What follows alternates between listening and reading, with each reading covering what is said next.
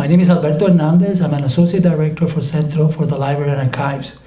On behalf of the Centro family, I would like to welcome you tonight to our first documentary film mini festival, Pioneers and Visionarios.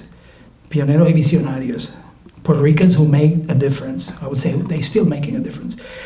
As an initiative and to take a step further into the Centro Archives' core goals, which is identify, organize, and preserve the papers and collections of Puerto Rican individuals and organizations who made a difference, we want to create a series of educational resources, books, posters, movies, that portray those same individuals that we collect in the archives of Centro.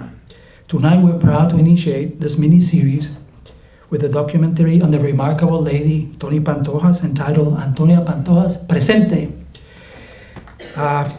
Before that, I would like to briefly introduce our speaker. I would like to acknowledge two special guests, Digna Sanchez and Blanca Vasquez, that are with us tonight. The film, which was took several years in the making, is the result and labor from another special lady.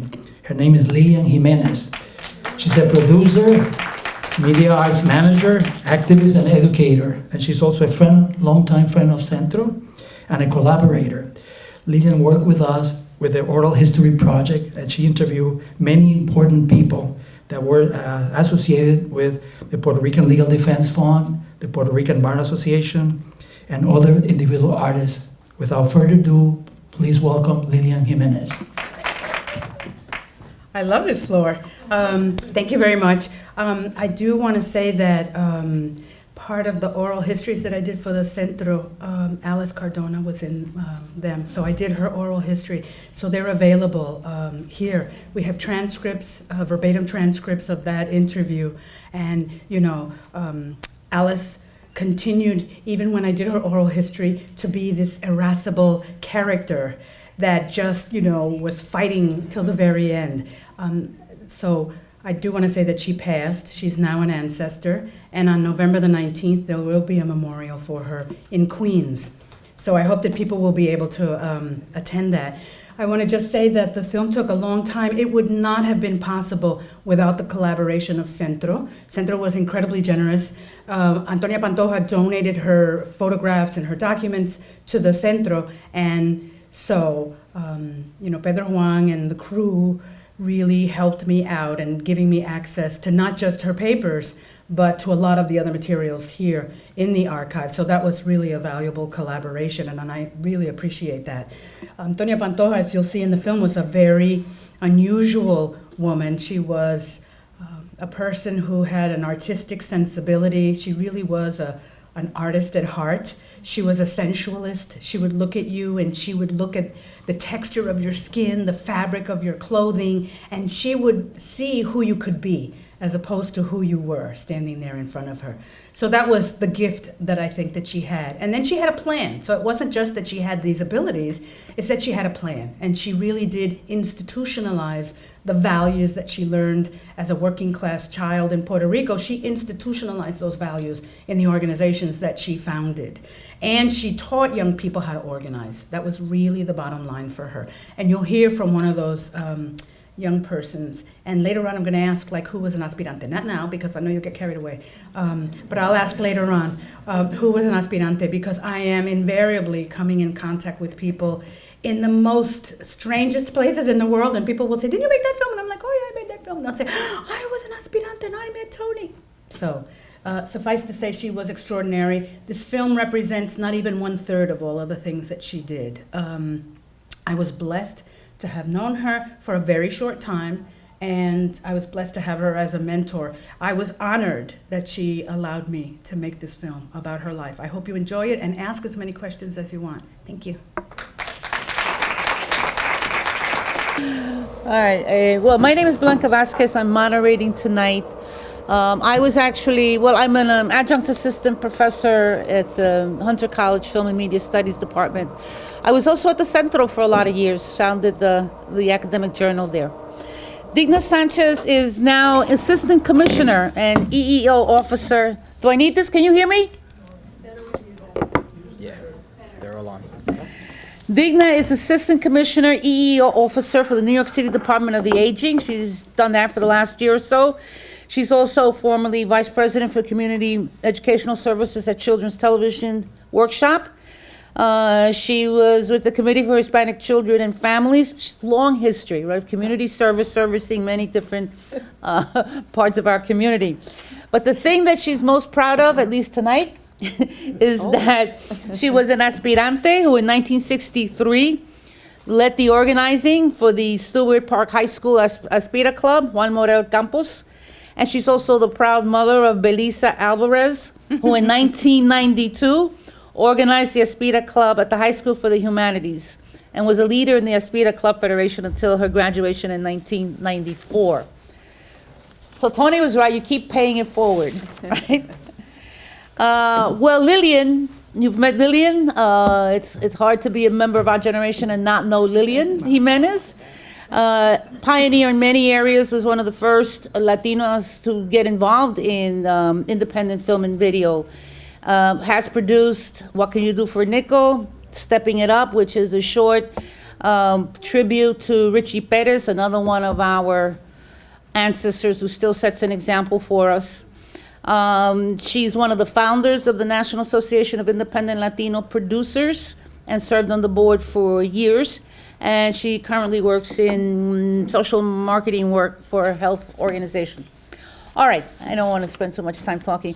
I did want to ask both Digna and Lilian to just address just one question, and then we're going to throw it open to all of you.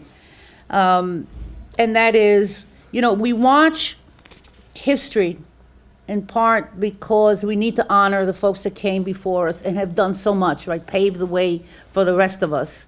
But we also watch history because we're addressing a lot of those same issues today, right? We are still a community in struggle, though we've had a great deal of success and have struggled in every area that affects us.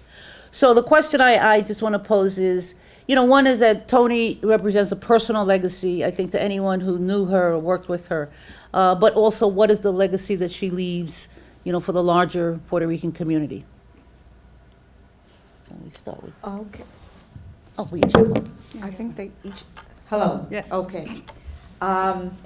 Just one other thing that I'd like to add that I'm very proud of. I am currently the president of the Dr. Antonia Pantoja Fellowship Incorporated, which is an organization that is going to be 10 years old. I can't believe it. In May of 2012, we actually founded the organization, and a month later, Toni passed. At that time, it was not called the Dr. Antonia Pantoja Fellowship. It was called the Aspirante Alumni Fellowship. And clearly, it was one of the, I could never say no to Toni Pantoja. That's one of the legacies, because when you're 16 and you meet someone like Toni Pantoja, there are just memories that constantly flash in front of your eyes and brain, you know, about moments of deep consciousness development, said in the simplest of terms. Like the thing that's in the film, I will never forget, because truly, when she said, when my father asked her, what does this cost? She said, no, esto no cuesta nada. Si alguien va a pagar, va a pagar ella. I really thought she was going to put me to work cleaning the office or something. I mean, I was 16. What did I know? I really did not understand the concept of what she was saying until years later, when I realized, my God, the woman already, when I was 16, she knew you have to pay back. You have to give back to the community, you know? But when you're 16, I really did not understand what she was saying. I have to be honest and really fess up to that. The impact that she had in my life was a very personal one, because, you know, I joined Aspira. We organized the Juan Morel Campos Aspira Club, and in 1963, that was subversive action in the high schools in the city of New York. We were so enthused, you know, with learning Puerto Rican history, and at that time, you know, all of that was taboo. To a great extent, it still is today.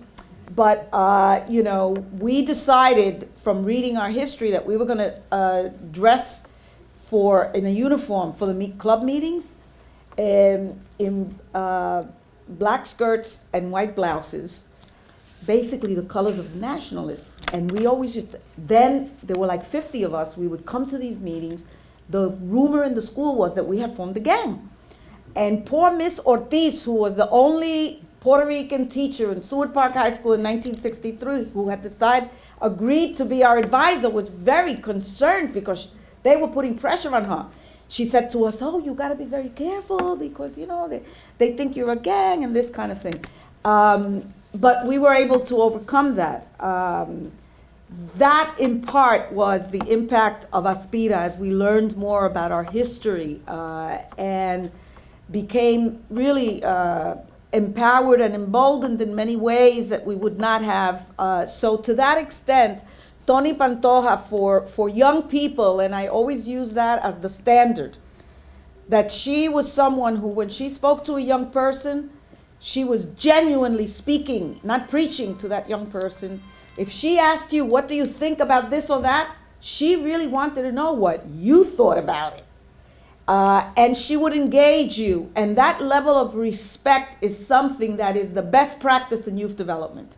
It is the best practice. And I learned that from Dr. Antonia Pantoja because she practiced that every day of her life. So, of course, there are many other impacts which have to do with all the institution building and everything else she did, but I think the principles of integrity, of giving of herself, of the passion that she brought to whatever she did, are some of the things that I, for one, and I think our community has really, it's been wonderful that she was there to give that to all of us. Okay, thank you. So when we're speaking about pioneers, I do want to acknowledge that there's somebody in the audience that's a pioneer in the Latino images, and that's Humberto Cintrón, who was actually in the film. And Humberto was the executive producer, of Realidades, which was the first national television series about Latinos, and it started out as about Puerto Ricans, but Humberto and his crew of folks really were so global, even at that time, that they actually worked with the Chicanos, the Mexicanos Chicanos from California, and then organized a national series, much to the dismay, I think, of WNET. So, you know, you always have to acknowledge the elders and the pioneers in the group. You know, I'm going to say two things. One is the impact that Tony had in my own life.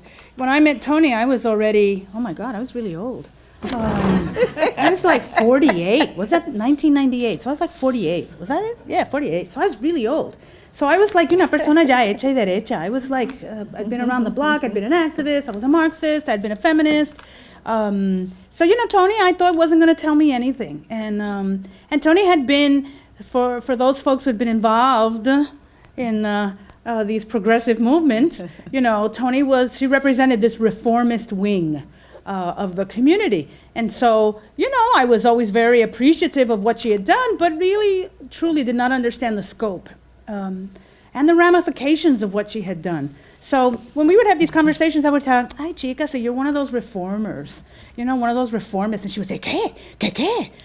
She would get like really, but you know, the young lords and you people, you revolutionaries, none of your institutions lasted, and my institutions lasted. Aspira's still there. And she would just go on and on about that.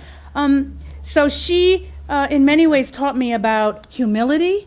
I mean, my parents certainly taught me about that, but she really did teach me about humility and about fear. When I was doing the film, you know, I didn't want to deal with the fact that she was a lesbian. And the kids from Aspira said, you know, you have to. You're not being fair to her.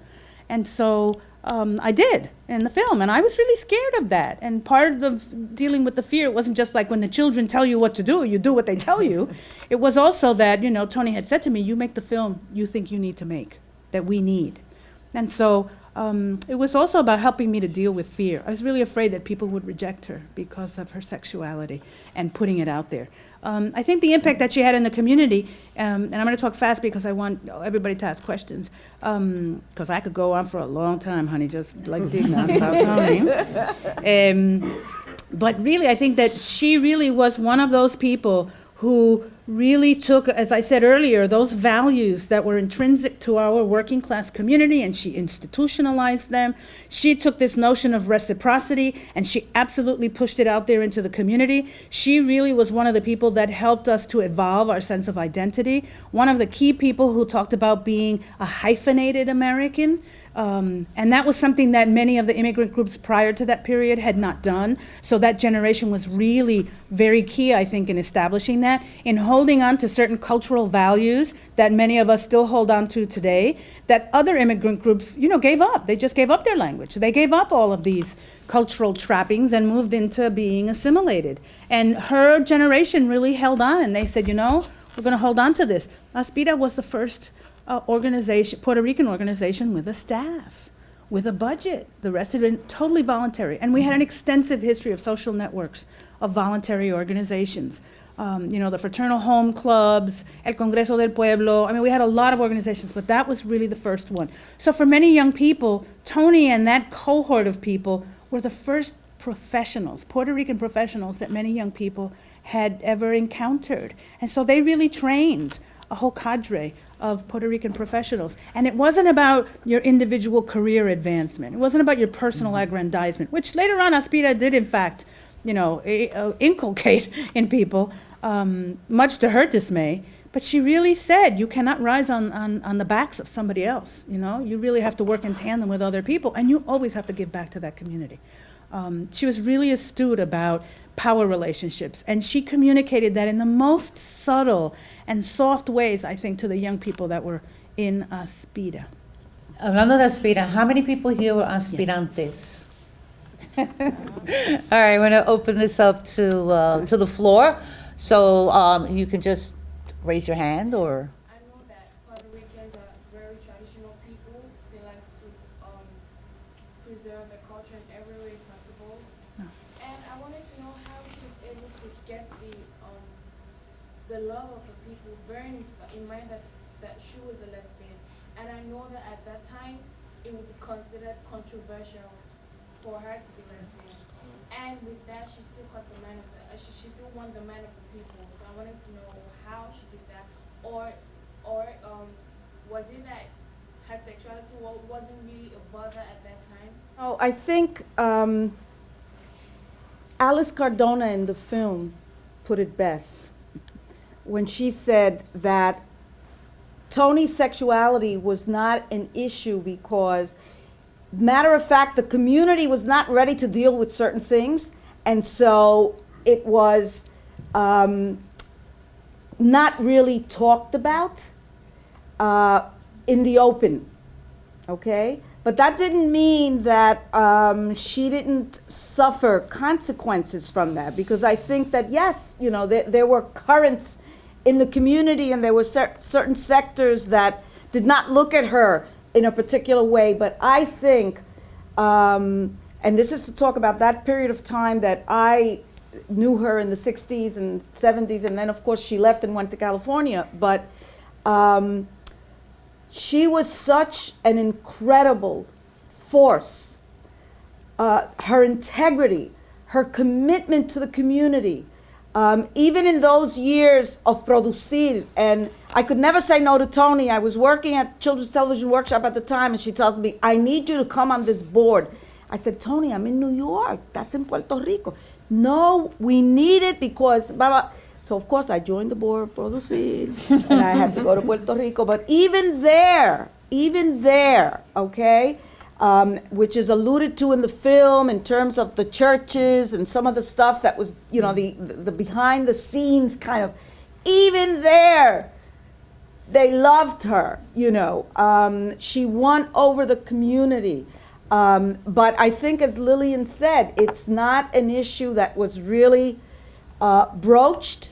As Mina said in the film, she was very private about her life. She was not a nosy person to ask other people, oye, that was not Tony Pantoja. And I think those are the parameters of how that evolved. I don't know, I'm sure Lilian could add some more, but.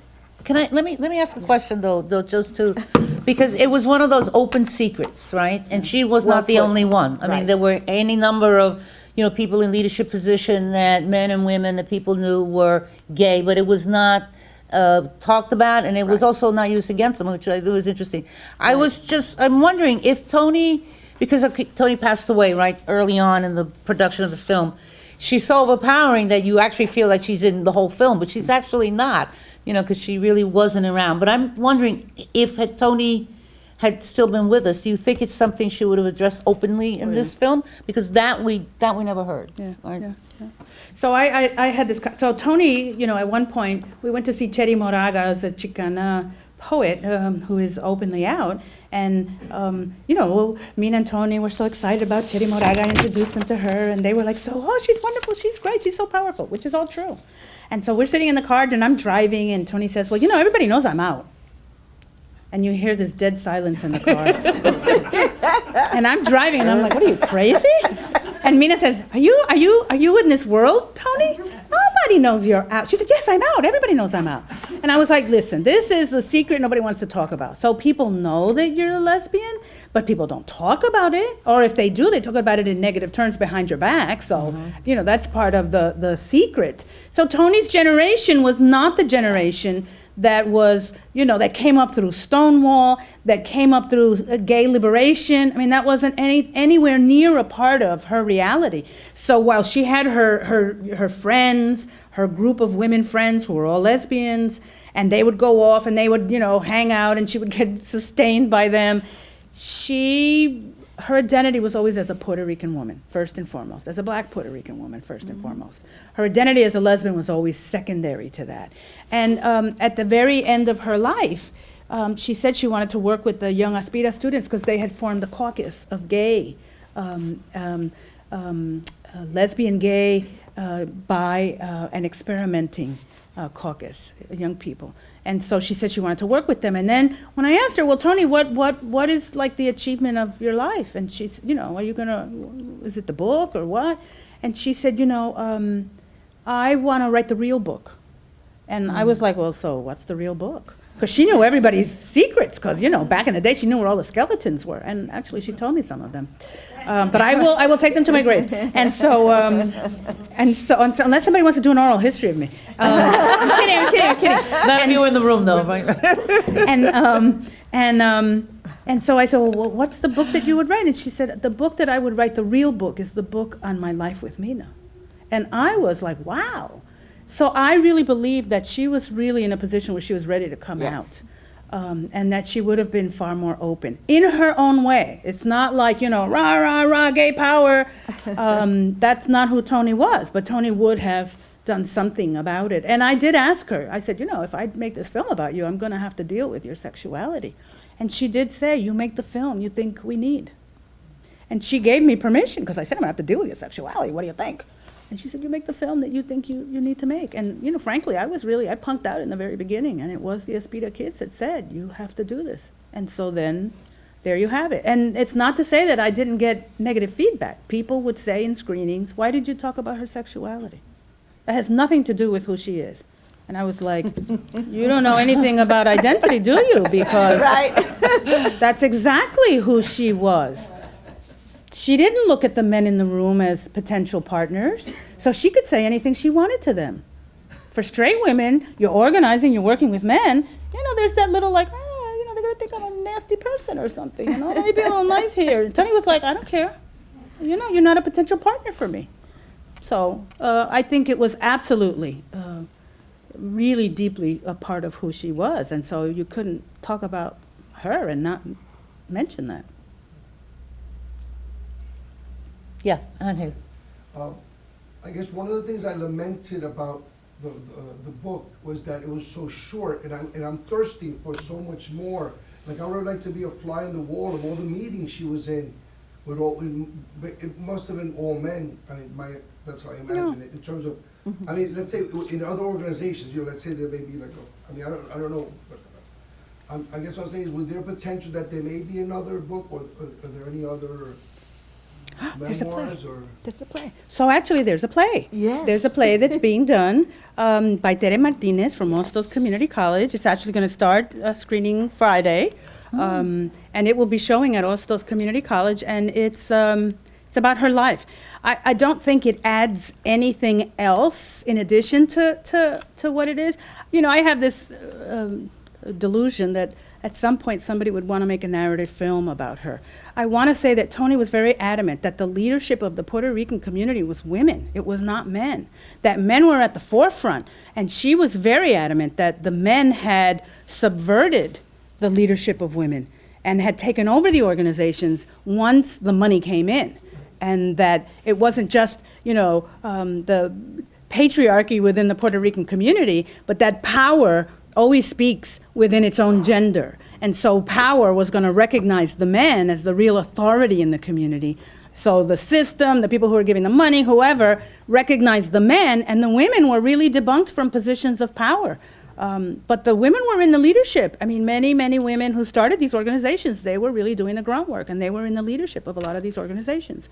So I'm hoping that someday, you know, we'll do a narrative film about And it. in terms of footage, do you have much more footage that could have been another movie? Or So, you know, during this time period, I'm going to say this fast because I know Digna wants to say something. So during this time period when she was doing her memoirs, she asked me to work on her book project, and I was like, I'm not a writer, I'm not an editor, what am I going to do? And then she said, I want you to videotape the interviews because we need to do the interviews. The information is not codified anyplace, so let's videotape those interviews, and then that's going to be the documentation of what transpired. Since it wasn't written down, you know, I was very suspicious, I mean, it's by nature. You know, how many people are corroborating some of the information that she's giving out in her oral history? And I have to tell you, she was impeccable in her memory. She really did remember things as they did in fact happen, because I kept getting corroboration from a lot of the witnesses, the people who had participated with her. And so there are all of those interviews of those people. And then she said, you should be doing these oral histories of these individuals because they have their own interesting stories.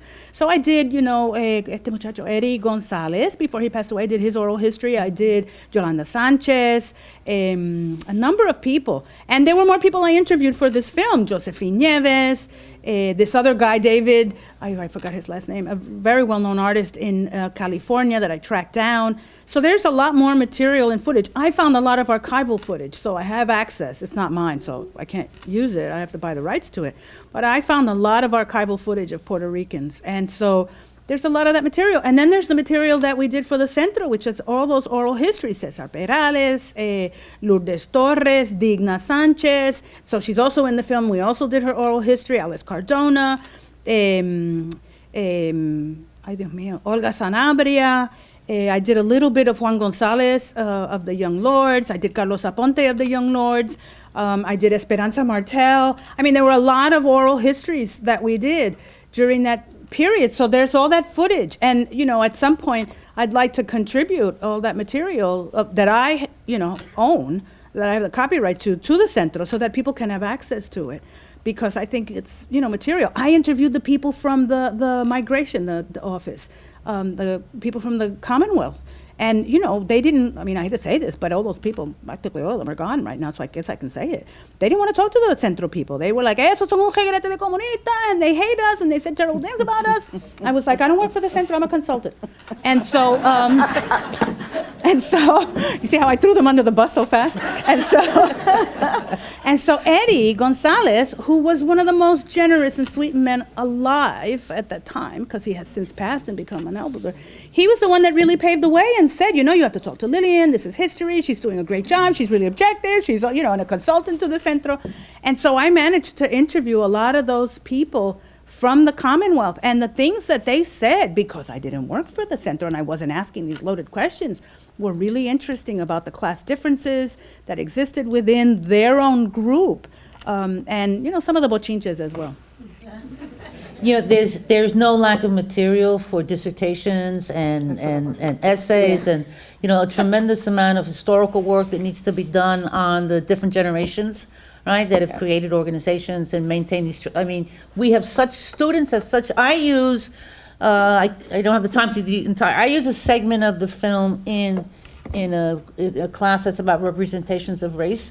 Because what students do have, they don't know the history, but what they do have, of course, of, you know, all these images of gang members, and the thing is, it's not enough to say those are stereotypes. You actually have to know these stories. You so they see, so now they remember not only Tony Pantoja, but the whole struggle, for education rights. So anyway, there's no lack of material for documentary films and for historical work and for artistic work, for plays and films, about our experience. They both said part of what I wanted to say, but I do want to add this. The reason that we decided to change the name of our organization to the Dr. Antonia Pantoja Fellowship is because within our community, unfortunately, many of our icons of people who have really represented such a force in our community are gone and then forgotten. And so we thought, this is someone that we want to be kept very much front and center because she has passed, but all the lessons that we got from Tony Pantoja cannot be forgotten. And she continues to teach us every day. And I think that that's such an important thing to do in our community. We can't forget what Lilian keeps saying, our ancestors, our elders, those who came before and have done so much for our community. And you ask young people today, because I'm constantly doing it, ¿Tú sabes quién es Antonia Pantoja? No, what? And then you have to start the process, But I really think that what your question poses is a challenge to all those young graduate students that are coming of age, that we need to pull these materials together and we need to make sure that our young people today know those that came and fought for our rights before. Because too many of them think that Puerto Ricans never did anything to fight for their rights, and that's not true. So I just wanted to put that out there, that I see this as a very important part of that empowering of our young people, even to this day. I actually worked for Aspira at one point in something called the Puerto Rican Collegiate Forum for a short time. But, and my kids are grown, so how is Aspira now? What is Aspira? Are they in high schools? Yeah. High schools. Yeah. Yeah. And it's in all high schools? I mean, not all, but I mean, is it just in New York or is No. Oh, it's national, and in Puerto Rico there's also an Aspira. Florida, New Jersey, Connecticut. We have Aspira in Rockland County. We have Aspira in Long Beach, Long Island. We have Aspira in Connecticut, Chicago, Philadelphia. And there's a small one in some other small city in Pennsylvania. And that's basically, the thrust of Aspira. So it's still, again, I think Lilian alluded to some of the issues that have come up over the years when you get different leaders at the forefront of Aspira. There's also the National Aspira Association in Washington. And you get different,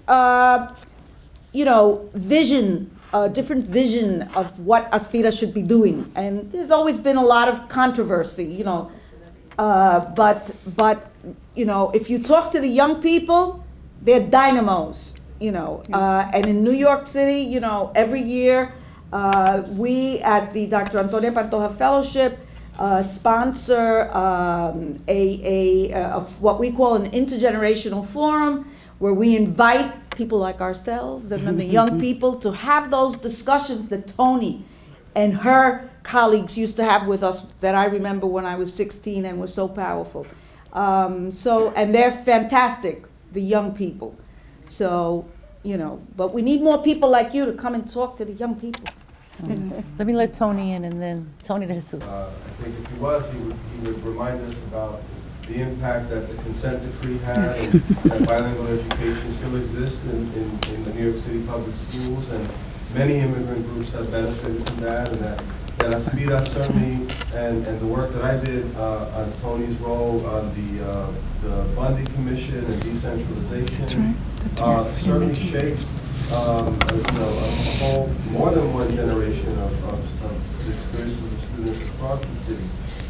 And I was presenting to my class about this last night and observed, and they asked a similar question around the role of Puerto Rican studies in the schools and how difficult that might be. And I said, well, it's interesting because one of the agendas at that time was really to get more control, to have more representation in the schools. And that was certainly a big part of the organizing behind the consent decree. But today, there are probably more charter schools named after Antonia Pantoja, where ostensibly those independent school districts themselves would have the opportunity to create that curriculum or have a lot more autonomy in how they do that. And some of those are Aspira charter schools. And so I don't have my fingers on the pulse of this, but I wonder whether or not those schools in particular are living up to that vision or that possibility. So that's one thing, and I guess I also wanted to ask the Angelo Falcón de Tras Palante question is,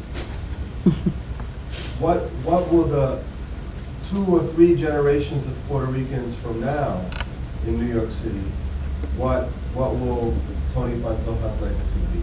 Puerto Ricans are not graduating from 8th grade, okay? The percentages of Puerto Ricans graduating from high school is like less than 1%, very low.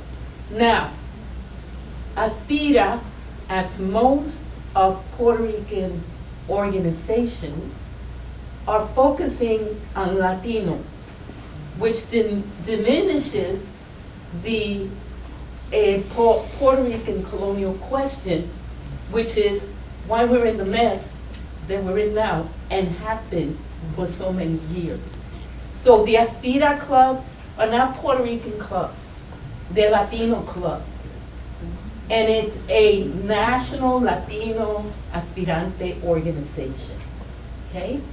The same thing with the Puerto Rican Legal Defense Fund, and we could go, even the Puerto Rican Institute, ¿cómo se llama? That little Falcón. Latino policy. Policy. Everything is changing, okay?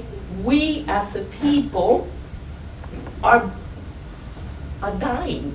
The cities that were mentioned, some of those cities, and this comes out of Andy Torres' research, are the poorest cities where Puerto Ricans have had to go to because we can't live in New York City anymore. So when we talk about the legacy of Antonia and the Aspira Club and education in New York and the colonial situation in Puerto Rico, for me, it's devastating. So give me some juice. So that says we need to be as fierce and determined as Tony was. Exactly.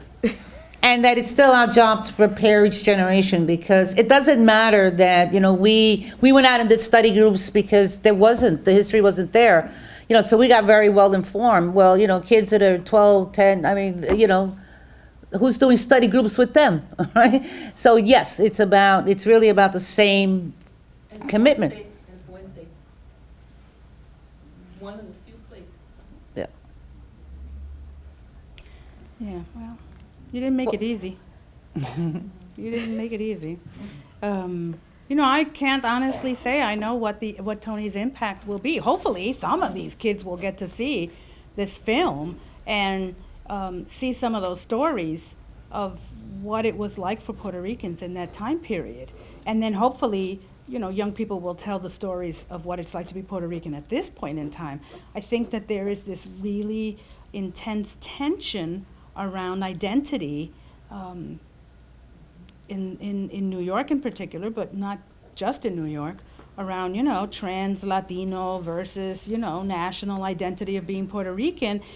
I was on the fence up until, because I was like, well, there's so many Mexicans and Chileans and Cubans and Argentinos and this and that. How can we be so, almost xenophobic about our Puerto Ricanness when there's all these Latinos?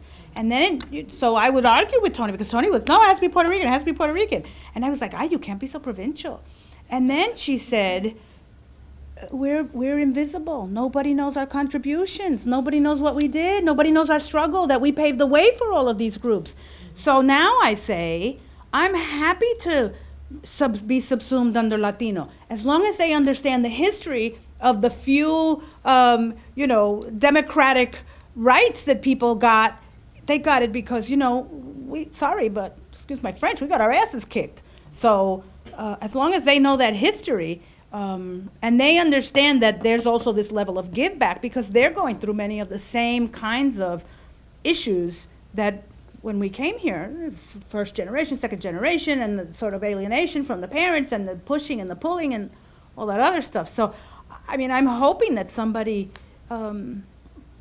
sees this film, but it has to be institutionalized at some level, or else, it's going to be the efforts of those of us that are marginal, because we have to be realistic. We are the marginal ones. So it really is about the marginal ones pushing everything within the mainstream. So everybody who's here, who at some point works within the system, needs to be agitating for some of the same things that Toni was talking about. And, let's be clear, Toni, towards the end of her life, was much more of a revolutionary. But in the early part of her life, she wasn't. So it really is about making sure that we just don't give back, but that we're agitating for, pushing the limits, I think. Which is that's really what she was doing. In her most radical period, she was really pushing the limits and really teaching about power and power relationships. I mean, that was a big part of what she did in Puerto Rico. She started it in Aspira and then went to San Diego, but really started to push it a lot in Puerto Rico. I think the message that is conveyed personally, Just a little louder. the message that is conveyed by Ms. Pantoja was, don't wait for something to happen. Levántate, párate, Right. do something, algo. Aspira, aspirante, presente y levántate. And that's what I think the next generations need to be conscious of, because, as you just mentioned, the issues that were then are still the issues that are now. And something has to be done, and you just can't wait for it to happen. So, muévete. Well, those people down at Liberty Park, Wall Street. was all about, everybody says somebody should do something, and people start doing something, and things begin to happen. And the other thing is, we're in a different political time where, it's paradigms that don't work, so it's really much larger paradigms we have to look at. So it is as basic as the system doesn't work for the majority of us, so it's not about reforming here and there. I mean, it's much more fundamental. Iris Zavala. There is a pan-Latino process occurring here, but you know what? Puerto Ricans have survived over 500 years of colonialism. We still have the Spanish language. We still have a series of issues and aspects. We've maintained a collective memory, whether here or on the island. So I think that I would think that one could be afraid that we're going to lose some things, but you know what? We haven't lost. We're always fighting to regain our collective memory. And I think that there are plenty of Puerto Rican women, at least from the history in Puerto Rico and history here. And I don't even want to start naming all the names of the women. We could just think of 5 basically, where we have lots of strong women here and in Puerto Rico. So I'm not so afraid that we won't pass on. This generation now already has daughters and, in my case, some of us, granddaughters. And I'm sure we're passing on, the legacy of our history, of the importance of knowing our history and transforming it and looking at it critically, because some of the history also has to be redone and reworked and reanalyzed, okay? So I'm not so much as worried about that. I really feel that as long as we keep creating our spaces to discuss, spaces to have people like, I love the film, Lilian, I've seen it a couple times, me encanta, and I'm not so much worried about that. I think that we're strong people, we're fighting people, and just things I was talking with Manuel today about, the struggle continues. And thinking of my own granddaughter, whom I talk about all kinds of things, about, and knowing that this film is out there, what I would like is to see it be shown more in schools, at Taller Boricua, have it shown more so that groups of youth can start discussing it. But don't depend on the school. You have to do it independently. But I feel that our spirit's there. We're fighting. We've been fighting against colonialism for a long time, and the fight in the United States is part of that. And I think it's good. So, my perspective is that it's about capturing that history and then, putting it on the record. And so, the second project now is, so I really wanted to do a film on the migration of Puerto Ricans to the United States. And so I was really doing two films at once. That's partially why it took so long, because I kept losing Tony in this broader film on the migration. And I still have this notion of doing that. However, the next film I'd like to do is the film on the left, which is why I started to do the oral histories of people on the left, because I think that that's a part of our history that's going to get distorted and that's never going to be accurately presented to people. And by accurate, I don't mean that I have the final definitive say on what transpired. It's my take on it, but having been a part of it, I have a particular perspective and really want to let people speak about their own experiences as much as is humanly possible when you're constructing something out of multiple stories. So I think that it's really important to make sure that that history is out there and that it does get documented, and that, young people have to start documenting what's happening in this time period now. Otherwise, Tony's legacy, our legacy, it's going to be lost. Well, I'm glad that Edie's made the statements that she made, because I think that's, something that we always have to hold on to. However, that doesn't diminish the current plight and the new dynamics that are in the mix here that were not in the mix in the 60s. The world of technology and its impact, the fact that, in 1960 there weren't Mexicans in New York City. And there are a lot of people in Mexico, so there could be a lot more Mexicans in New York City. That's the reality. So that changes the dynamic of New York City. However, I think when we speak from a perspective of solidarity with other peoples who are also in struggle and being oppressed, we can approach that from a position of holding our head up high, because we represent a community that has really struggled. And I think that that's what we need to bring to the forefront. I know, for example, we've done the intergenerational forums, and the Aspira students are now a very mixed group. And when we speak about Tony Pantoja and we bring issues of Puerto Rico, they're also learning. And some of them say, wow, we don't have anybody like that from the Dominican Republic, or they'll say things like that, So it's about a sharing, so that we are part of that discussion and of that panorama that's evolving in the city of New York, because it's no longer a Puerto Ricans only city. That's the reality. And you can't deny other people what we also feel of wanting betterment for our community. They want it for theirs as well. And then there's a question of resources and organizational things come into play, and the name can't be so long. People say, oh, Puerto Rican Puerto Rican and Latino, we in the Dr. Antonia Pantoja Fellowship, we say Puerto Rican / Latino youth, because we felt we don't want to lose, Antonia Pantoja was Puerto Rican and we don't want to lose that. But other people feel they can just go straight to Latino, and we're not there yet. But I think you pose a very important dynamic that we have to grapple with, and I think we should never fear, because we have some incredible, fighters that we can always hold our head up high about. But we have to know who they are. We have to know our history, and we have to teach it to our young people. And that's what sometimes gets me a little nervous, because I talk to some people and they don't know. And I say, oye, pero you're a professional. I'm going to demand that you know. What do you mean que tú no sabes esto? A ver, te aprende, learn, because Those are the connectors to our young people and to, that process. So, I'm glad to hear from both of you, and I understand your angst and concern, and I share it to a certain extent. But I think we can feel hopeful, nevertheless. Okay, there was another hand here. Okay. My name is Nancy Carter. I'm a math major at Hostess Community College. We're having a play. I'm a member of the Honor Society and the Honors Program, and our theme this semester is activism. And we're basically studying this woman. We're watching the play, we're reading the play.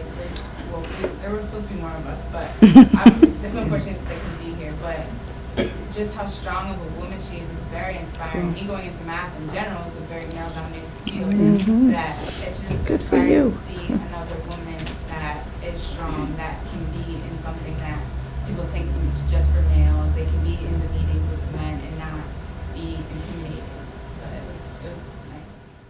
So Thank you. I'm going to say that I showed this film in Minneapolis. It was, I think, the fine cut. I showed the film in Minneapolis at a women's history conference.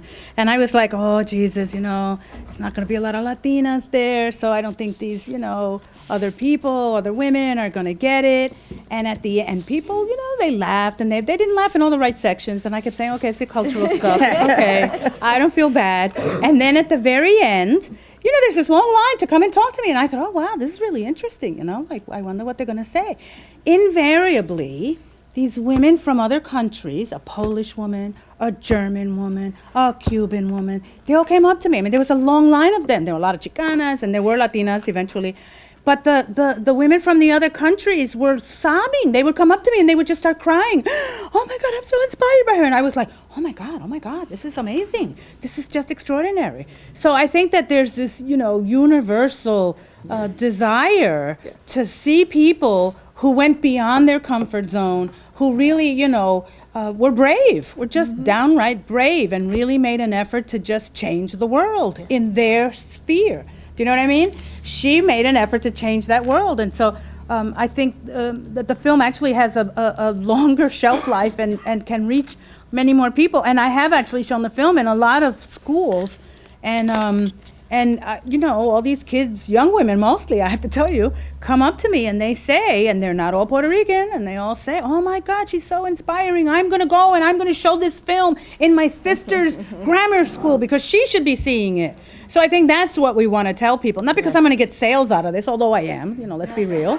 The reality is that we want the film to be out there as much as possible because we want people to know her and we want people to know about the contributions because it wasn't just Toni. I mean, I made a decision to focus on Toni, but Toni wasn't the only one. There were scads of people who, were doing all of that work. And, one of the regrets is that I didn't get to do oral histories on a lot of these people. So Awilda Horta was somebody I want to name because Awilda Horta played a pivotal role in this bilingual education movement. She was an extraordinary woman.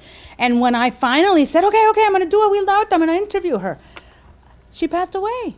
And so I got a little tiny bit of her story, but she was phenomenal. She said she would leave the classroom and run outside to a payphone because she didn't want anybody knowing that she was calling the people who were litigating up to tell them, this is what you have to do. And they would say, okay, so this is what they said. And she would say, well, this is what you have to do. And then she'd go back into the classroom. And then she'd come back out again and do another phone call to check in with them. I mean, just extraordinary the way that, people contributed to this process of organizing and the way in which intergenerationally people impacted other people. So, for instance, there's a shot of Gilberto Gerena Valentin in the film where Toni's visiting with him in Puerto Rico. And I wanted to make sure that he was in there because that's another one of our elders who was an extraordinary, un poquito loco, pero he was an extraordinary organizer and did a lot of work in the Puerto Rican community with those hometown associations. And the labor movement as well, and his direct connection, in fact, to some of those radical people. So there was a lot of intergenerational activity and communication that, we haven't really talked a lot about. So I think it's important to begin to acknowledge that was happening then. And people were impacted by each other in many different, and for fighting with each other as well. So I think we can't underestimate the impact of even some of the things that we've done, let alone people like Toni and Gilberto Gerena Valentin some of the other pioneers, Yolanda Sanchez, Willie Nieves. Willie Nieves, who's in the film as Culture, well. yes. I made sure that I put his image in there because I want people who knew him to remember him and honor him. Because these are the people who really, se tiraron de pecho para nuestra comunidad at a time when it was really, really hard to do that. Yep. Okay, we're done. Okay. Are we done? Thank you. Thank you. Thank you for coming. You know what Tony said, you have to keep at it. With a sense of humor.